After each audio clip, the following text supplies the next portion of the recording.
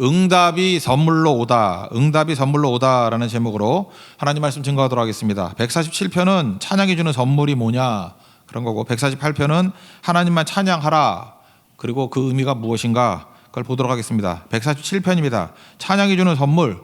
정리하겠습니다. 첫 번째는 찬양하면 영성이 깊어진다는 것입니다. 영성이 깊어진다. 왜 영성이 깊어지느냐? 우리 지금 모여서 예배드리고 찬양하는 사람들 다 욕망이 다르잖아요. 성향이 다르잖아요. 백인, 백색. 그런데 찬양하면 한 마음이 되잖아요. 하나님 찬양하면 한 마음이 되고 하나님의 렌즈로 세상을 바라보잖아요. 그러니까 찬양이 왜 중요하냐? 하나님을 통해서 너를 바라보는 거예요. 다 같이 찬양하면 같은 눈으로, 같은 렌즈로 같이 바라보는 거죠. 그러니까 한 마음 되겠죠. 이걸 보통 이렇게 얘기를 합니다. 우리는 내 멋대로 살면 직선의 시각이잖아요. 내가 딱 보는 순간에 직선으로 쳐다보고 직선으로 쳐다보고, 그러니까 직설적이라고 그러죠. 직선으로 쳐다보고 직설적으로 얘기하고, 어떤 사람은 뇌를 통과하지 않고 말을 한다 그러잖아요. 그죠? 그냥 보는 대로 막 떠들어대고. 그게 직선의 약점이거든요. 그러니까 그게 깊어진다는 게 뭐예요? 그게 곡선이 되는 거죠. 곡선의 시선이 된다. 곡선이 뭡니까? 하나님을 통과한 시선, 하나님을 통과한 손길, 하나님을 통과한 뭐 이런 느낌, 감각, 이런 거죠.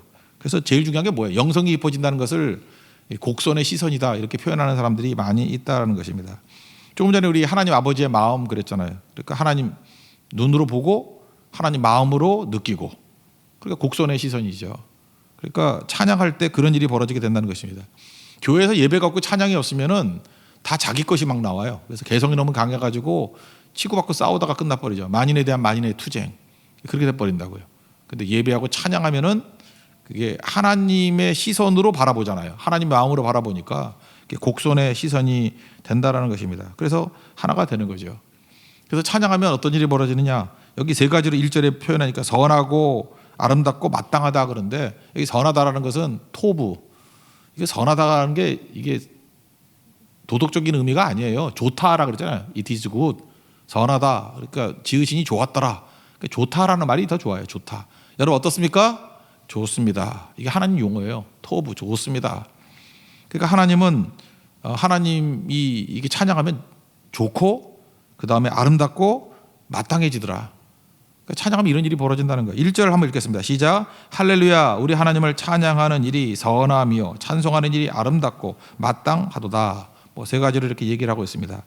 두 번째로는 찬양하면 어떤 일이 벌어지게 되느냐? 해결책이 선물로 다가온다는 것입니다. 여기 2절, 3절 보니까 뭐 하나님이 세우시고 또 흩으신 자를 모으신다, 이런 말씀이 나옵니다. 이거 뭘 얘기하죠? 바벨론 포로로 끌려갔던 사람들 돌아온다, 뭐 그런 의미겠죠. 근데 이스라엘 백성들이 바벨론의 포로로 끌려갔다 돌아온 거 자기 힘으로 됐나요? 바벨론의 포로로 끌려가가지고 그들이 뭐 투쟁한 거 있습니까? 노력한 거 있습니까? 그냥 아무것도 안 했어요. 그냥 바벨론 강가에서 뭐 쳐다보고 노래하고 찬송하고 기도하고, 그거밖에 더 있었어요? 예배드리고. 우리도 마찬가지 아니에요? 우리가 뭐라 하겠어요? 여기 뭐 크리스찬들은 뭐 역사에 책임을 지고 뭐 한다 그러는데, 아유, 내가 웃겨가지고 그래. 이제 역사를 보니까요, 역사를 책임진 사람이 없어요. 본 책임을 지기는. 예배하고 하나님 기도하는 사람, 역사를 주관하신 게 하나님이거든요. 예배하고 찬양하다 보면 되게 무력해 보이죠. 아니에요. 하나님이 일하시는 건데. 그래서 어떤 때는 졸지에란 말이 맞아요. 졸지에 뭐가 벌어져요. 그래서 함석헌 씨는 우리나라 해방을 그랬어요. 도둑같이 찾아온 해방. 우리나라도 마찬가지예요. 우리 민족도 참 유대인하고 비슷한 것 같아. 우리 뭐 노력과 애써가지고 뭐 된 거 별로 없어요. 우리가 뭐 해방도 뭐 우리가 투쟁해서 얻은 건가? 졸지에 온 거지. 그거 어떻게 알아요? 1943년 이후에 변절자가 제일 많아요. 이광수, 최남선 뭐 이런 사람들 다 42년, 43년 그때 다 변절했어요. 나중에 해방되고 난 다음에 왜 그랬냐 그랬더니 일본이 이렇게 일찍 망할지 몰랐대. 그게 지성인이에요. 뭐 역사를 책임지고 지성인, 얼마나 똑똑한 사람인지 알아요? 보통 사람들은 아니야. 이수강 같은 사람이요. 이수강이래. 이광수야. 이광수, 최남선 이런 사람들이, 이수강은 내 친구고. 예. 이광수 이런 사람이 보통 똑똑한 사람이 아니라고요. 예. 그런 사람들이 무슨 지성인, 민족이 지성이었잖아요. 근데 그들의 판단이 다 틀리죠. 졸지에 온 거죠. 이스라엘 백성들이 바벨론 포로에서 돌아오게 된 거, 노력과 애씀 그런 거 아니죠. 하나님께서 일하신 거잖아요. 페르시아 파사의 고레스, 사이러스의 마음을 변화시켜서 그냥 돌아가 그랬잖아요. 그래서 돌아갔다. 다시 말해서 도둑같이 찾아온 귀환이었죠. 그러니까 찬송하고 예배하면 하나님께서 해결책을 선물로 주신다. 여러분 찬송하십시오. 예배 드리십시오. 뭐 힘쓰고 애쓰고 지금도 마찬가지예요. 뭐 이렇게 명절임에도 불구하고 뭐 이리 뛰고 저리 뛰고 예배는 안 드리고 딴짓하고 하는 사람들 될 것 같죠? 아무것도 안 돼요. 결국은 이광수 같이 돼버리고 최남성 같이 돼버린다고. 그 뛰어난 능력과 그 은사를 받은 사람이 결국은 나중에 변절해버리잖아. 나중에 뭐 돌아왔는지 모르겠지만 우리 인생도 마찬가지예요. 찬송하고 하나님 예배하게 되면 여러분 질병의 문제 그 명의가 고치는 거 아니에요. 하나님이 그냥 선물로 주시는 거예요. 뭐 예배드리다 병 났다는 사람 뭐 한둘이에요? 경제 여러분 힘쓰고 애쓴다고 뭐 여러분들 뭐 공모주하고 뭐 이런다고 돈 버는 줄 알아요? 하나님 부어주시면 그냥 되는 거예요. 그것도 그 물질도 그 은사지 그게. 관계도 마찬가지죠. 내가 뭐 노력한다고 관계가 좋아지는 게 아니라 하나님이 어른 같은 관계도요. 이렇게 봄날 주시면 다 녹아버려요. 하나 돼버리는 거. 결혼도 졸지에 되고요. 우리 교회도 맨날 뭐 임신 안 된다고 난리치고 하는 사람들 있잖아요. 아 우리 교육자만 해도 어떤 목사님 있잖아요. M 목사님. 매 안 생긴다 하더니만 너무나 가지고 지금 3번째 임신했어요. 미치겠어 진짜 그죠? 그다음에 뭐 우리 맨날 여기 앞에 기도하던 주한 형제 뭐 아내가 뭐 자궁이 어떻고 뭐 난리치고 하다가 둘째 임신했어요 또 완전히. 이래 다음에 또 셋째 임신한다고. 선물로 오시는 거 선물로. 그거 잊지 말라고 선물로. 원래 불임 그러다가 우리 교회는 불임 그러다가 셋낸다고 막 그러잖아요. 선물로 오는 거예요. 직장도 마찬가지죠. 맨날 뭐 답답하고 안 된다 그러더니만 취업하고 지금 뭐 세계에서 제일 잘 나가는 회사에 또 뭐 1등 사원이 되고 그런 사람도 있고 그러잖아요. 잘 보세요. 얼마 전까지 되게 어려웠던 사람들이잖아요. 다 선물로 오는 거 아니에요? 선물이 뭐예요? 그 은혜지 은혜. 하나님 은혜로 오는 거고. 은혜 아니면 우리가 어떻게 사겠습니까? 다 하나님의 은혜죠. 그러니까 은혜는 어떻게 와요? 겸손하게 예배 드리는 자에게 온다고요. 찬송하는 자에게 온다고. 근데 찬송을 무시해요? 한번 살아보라고. 하나님 안 믿고 지 힘으로 산다 그런 거. 그 성경 악인이라 그래요. 그리고 믿는 자를 의인이라 그러고. 의의 길은 하나님께서 형통함을 주신다. 악인의 일은 망하리로다. 그 뭐 시편 계속된 얘기 아닙니까? 2절 3절 읽겠습니다. 시작. 여호와께서 예루살렘을 세우시며 이스라엘 흩어진 자들을 모으시며 상심한 자들을 고치시며 그들의 상처를 싸매시는 도다. 그러니까 하나님께서 찬송하면 해결책을 선물로 주신다. 오늘 제목이죠. 응답이 선물로 오다. 여러분 찬양할 때 응답이 선물로 오는 그 축복을 누리는 하나님의 종 되기를 바랍니다. 그러므로 우리 인생이 어때야 돼요? 뭐 이렇게 힘 있는 자 뭐 이런 거 추구하는 게 아니고 하나님 기뻐하는 건 뭐냐? 하나님 경외하고 하나님 바라는 자를 훨씬 더 기뻐한다. 부연 설명이죠. 10절 11절 한번 읽겠습니다. 시작. 여호와는 말의 힘이 세다 하여 기뻐하지 아니하시며 사람의 다리가 억세다 하여 기뻐하지 아니하시고 여호와는 자기를 경외하는 자들과 그의 인자하심을 바라는 자들을 기뻐하시는 도다. 그게 뭐야? 계속된 얘기가 뭐예요? 하나님 바라보고 찬송하는 자에게 하나님께서 해결책을 선물로 주신다. 여러분의 삶의 많은 문제들을 하나님 앞에서 찬양을 통해서 선물로 받는 축복의 종 되기를 기원합니다. 그 다음에 세 번째는 자녀들이 살아난다 그런 거죠. 이건 미리 한번 읽어봅시다. 13절부터 15절까지 시작. 그가 내 문빗장을 견고히 하시고 내 가운데 있는 너희 자녀들에게 복을 주셨으며 내 경례를 평안하게 하시고 아름다운 말로 너를 배불리시며 그의 명령을 땅에 보내시니 그의 말씀이 속히 달리는도다. 특별히 너희 자녀들에게 복을 주셨다 그러죠. 복을 주셨다. 이 시대는 뭐 어떤 세대예요? 처음에 3포 세대 그러대. 뭐 연애, 결혼, 출산 포기했다. 그다음 또 5포 시대 그러대. 뭐 취업하고 내 집 마련 포기했다. 또 7포라 그러대. 건강 포기하고. 젊은 애들이 건강 포기하면 뭐라고? 외모 관리 포기야. 원래 외모가 없었어. 관리할 것도 없어. 9포 시대에서 인간관계 포기하고 뭐 희망도 포기하고. 그러다가 요즘엔 N포 세대 그러죠. 하도 늘어나니까 N차 9포인지 11포인지 13포인지 이거 내가 볼 때 마귀가 던져둔 얘기야. 이런 말 쓰지 말아야 돼. 나도 왜 쓰지 내가 이거 쓰면 안 되는데 그죠? 이런 뭐 N포 세대 뭐 3포 5포 이런 거 쓰면 안 됩니다. 그 왜 그러죠? 마귀에게 속기 때문에 이런 소리 하는 거예요. 그 오순절에도 인용했던 말씀이죠. 유에서 2장 28절 보니까 말세 내가 내 영을 뭐 부어준다고 성령 충만하게 해준다고. 그러면 자녀들은 장래일을 말하고 늙은이들은 꿈을 꾸고 젊은이들은 비전 이상을 볼 것이다. 하나님께서 함께 하시면은 이렇게 시시하게 안 살죠. 벅찬 가슴으로 살아가는 거죠. 능력 있게 살아간다는 것입니다. 그러므로 우리가 찬송하게 될 때 어떤 일이에요? 자녀들이 살아나요. 찬송을 안 시키고 맨날 뭐 딴짓하고 하니까 애들이 힘들어지고 그러는 거죠. 그죠? 찬송하게 되면 하나님의 시각을 갖게 된다니까 소망 갖게 된다고요. 그래서 막 일어나게 되는 그런 놀라운 역사가 나타나게 된다는 것입니다. 성령 충만하면 어떤 일이 벌어지냐? 성령의 역사가 뭐예요? 두 가지가 있다 그랬죠. 대표적인 거 조이, 기쁨이 있고 그다음에 아더스, 이웃이 보이고. 그러니까 교회 성령 충만해지면 다 기뻐해요. 뭐 상황에 관계없이. 뭐 속에서 터져나오는 기쁨이 있는 거 어떻게 해. 이건 됐고. 그다음에 또 하나 뭐죠? 아더스, 이웃이 보이기 시작한다니까. 그래서 성령 충만하면 이런 일들이 벌어지고 또 이렇게 하다 보면 성령 충만해지고 살아나게 되게 된다는 것입니다. 그러니까 프랑스의 아베 피에르, 그 일본 수상 아베가 아니에요. 그 아버지라는 애비하고 비슷한 것 같아요. 아베 피에르 신부라고 있어요. 제가 읽었던 책은 딱 한 권이에요. 단순한 기쁨이라는 책. 참 좋더라고. 이렇게 그 소외된 사람들 돕고 하고 뭐 이런 섬기는 어떤 그 사회적인 메시지 주는 게 참 좋았어요. 단순한 기쁨. 근데 이 사람이 그 책보다는 이게 더 유명하다 그러대. 이웃의 가난은 나의 수치입니다. 근데 읽어보진 않았어요. 뭐 이런 책들. 하여튼 피에르 신부라고 괜찮은 분이에요. 돌아가셨어요. 1919년생인가 그러니까 뭐 우리 아버님보다도 20년 이상 되니까 살아계셨으면 100세가 넘었어요. 그런 분인데 아베 피에르라고. 그분 일화가 많이 있어요. 이렇게 젊은이들이 이제 많이 오거든요. 어떤 청년이 와가지고 그 피에르한테 그랬대요. 나 자살하겠다고, 죽겠다고. 그러면 이제 보통 이게 사역자들은 뭐라 그러죠? 아, 죽으면 안 된다, 뭐 이래야 되는데. 그러니까 뭐 좀 이상한 사람이죠. 그래라 그랬어요. 자살한다 그랬대요. 그래라. 근데 기왕 죽을 거면 나 좀 도와주고 죽어라. 나 요즘에 가난한 사람들 위해서 집 짓고 있는데 이거 지을 때까지만 도와주고 죽어라. 그랬다는 거예요. 뭐 결론을 아시죠? 집 짓는 거 도와주다가 희망이 생겨가지고 안 죽었대요. 그러면서 그 청년이 하는 얘기가 그거예요. 만약에 내가 자살하고 싶습니다. 뭐 그럴 때 뭐 성경 말씀 들어대면서 뭐 이러면 안 되고 그랬으면 아마 죽었을 거래요. 그런데 죽어라, 그래라. 근데 이거 일하고 죽어라. 우리도 이런 거 많이 쓰죠. 죽겠다는 사람이 많지는 않았지만 뭐 죽고 싶다라고 말하는 사람이 한둘은 있었어. 성교 갖다 죽어라 그랬더니 성교하고 안 죽더라고.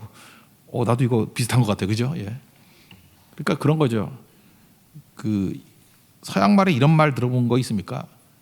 If you are hopeless, 그 네가 hopeless, 그 희망이 없다 그러면 help someone, 누군가를 도와라. 그럼 된다는 거죠.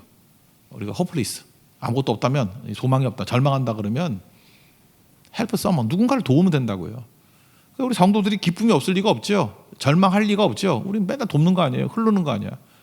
그러니까 그런 일이 벌어지죠. 우리 자녀들이 찬양할 때 왜 벌어져요? 찬양하면 뭐예요? 이웃이 보이고 기쁨이 있고 흐르잖아요. 죽기도 힘들죠. 그러니까 절망할 수 없다라는 것입니다. 그래서 얼어붙은 모든 것들을 나를 비롯해서 다 살리게 된다.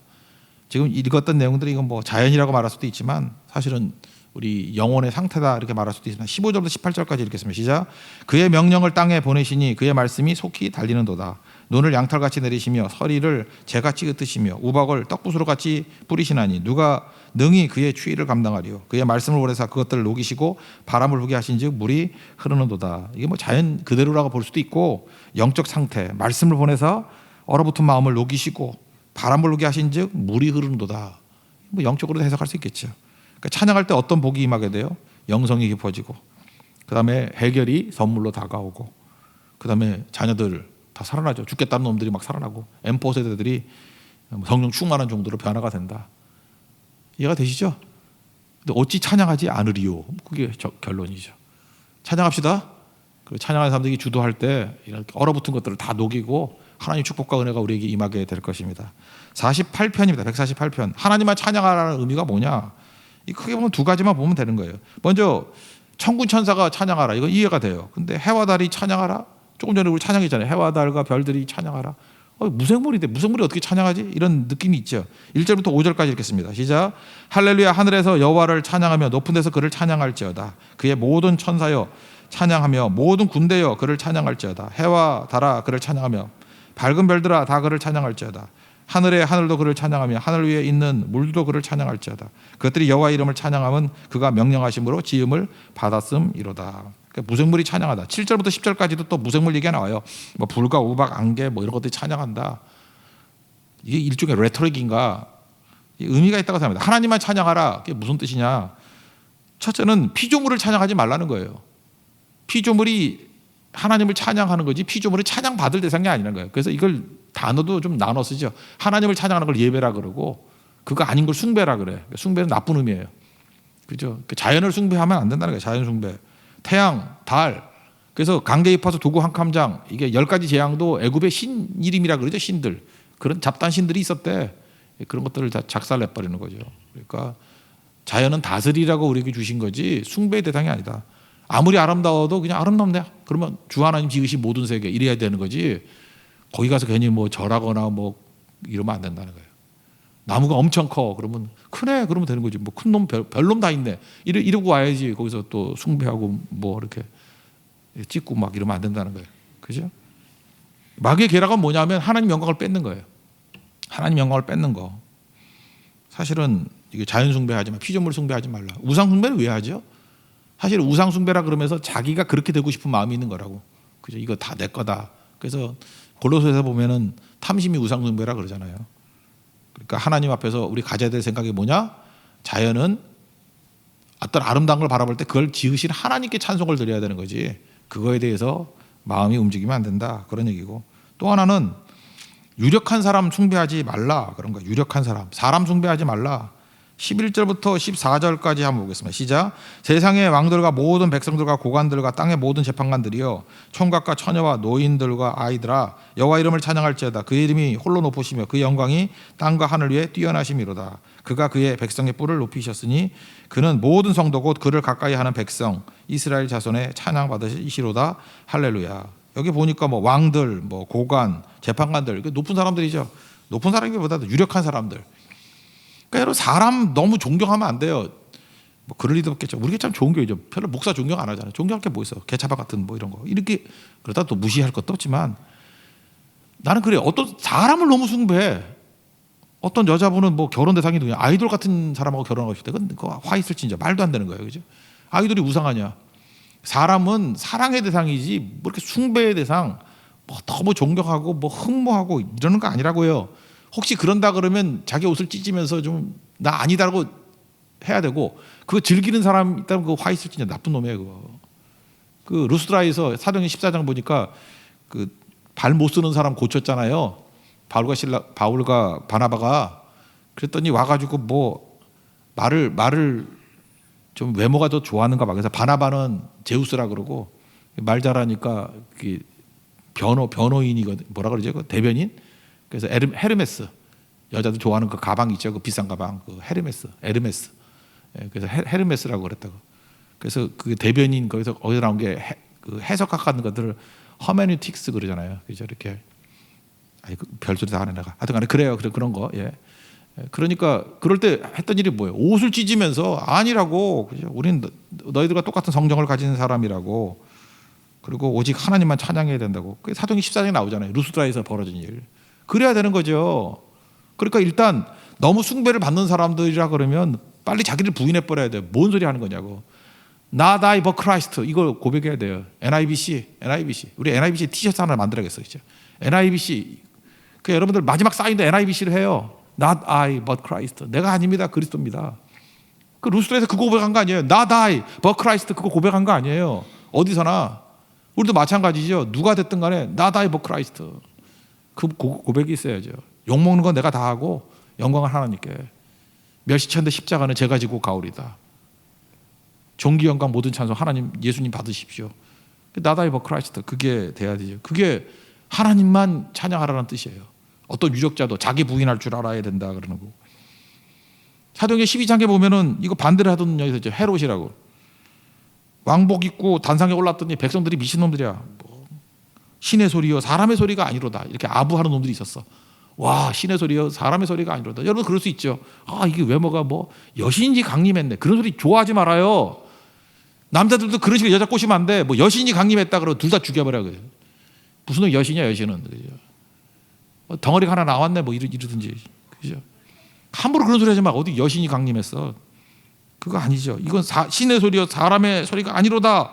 그리고 하나님께 영광을 돌리지 않았더니 하나님이 누구를 보내느냐? 벌레를 보내가지고 벌레가 먹어 죽여버렸대요. 헤롯. 사도행전 12장 23절 보세요. 벌레, 충이 먹어 죽으니라. 벌레가 먹어 죽으니라. 계속 말하는 게 뭐예요? 유력자들 숭배하면 안 된다는 거예요. 여러분 마찬가지예요. 어떤 사람에 대해서 하나님이 사용하시는 귀중한 종이구나. 자연을 통해서도 그렇고 사람도 맞아요. 하나님이 사용하시는 귀중한 종이구나. 하나님이 사용하시는 사람이구나. 이 정도로 해야지. 그리고 하나님께 영광을 돌려야지. 하나님 영광 가로채는 일들을 하면은 누구도 살아남을 수 없어요. 누구도. 그게 하나님만 찬양하라 그런 뜻입니다. 우리 뭐 잘하죠 이거, 그죠? 혹시라도 이런 거 즐기지 않는 하나님의 종 되기를 바랍니다. 그러므로 하여튼 이 148편에서 딱 두 가지만 얘기하면 돼요. 자연 숭배하지 말고 자연 아름다움을 보고 주 하나님 지으신 모든 세계 하나님 찬미하라. 그리고 사람에 대해서 너무 존경하고 그런 거 없다는 거예요. 제가 눈에 얘기하잖아요. 일본에 보면 맨날 그 유명한 목사들 많아. 뭐 웃지 마라 간조부터 시작해서 또 잊어버렸네. 뭐 몇 명 있어 그 같은 뭐 트리오들. 뭐 그렇게 일본이 안 되는 거예요. 중국에 유명한 목사 아무도 없어. 그죠? 우리 한국에도 뭐 이렇게 이름 있는 목사들이 다 사라져 버려야 돼. 무슨 개차반이지 다. 그죠? 다 깨져 버려야 되고 다 부인해 버려야 되고 하나님께 영광을 돌려야 되고 어떤 사람도 사람이 서서는 안 되는 거죠. 초대교회도 보세요. 뭐 사람 된 게 있어요. 카타콤에서 무슨 사람이 드러나겠어. 여러분 잊지 말아요. 사람이 자꾸만 드러나면 하나님 핍박을 줘요. 그래서 튀는 놈들 다 죽여버리고 무명의 그리스도인들을 통해서 하나님의 일을 하게 만드신다는 거예요. 우리 찬양할 때도 너무 이름 내세우려고 그러지 말아요. 그냥 이름 없이 마스크 쓰고 또 혹시 눈이 예쁜 사람이라 그러면 차도록 도르고 그렇게 구멍만 뚫어놓고 찬양 부르는 거. 그래서 모든 영광을 하나님께, 그게 제일 중요하다고 생각을 합니다. 자리에 일어나겠습니다. 오늘 은혜를 찬양합시다. 선물로 오시는 하나님의 은혜를 누립시다. 하나님의 은혜 찬양하겠습니다. 나를 지으신 이가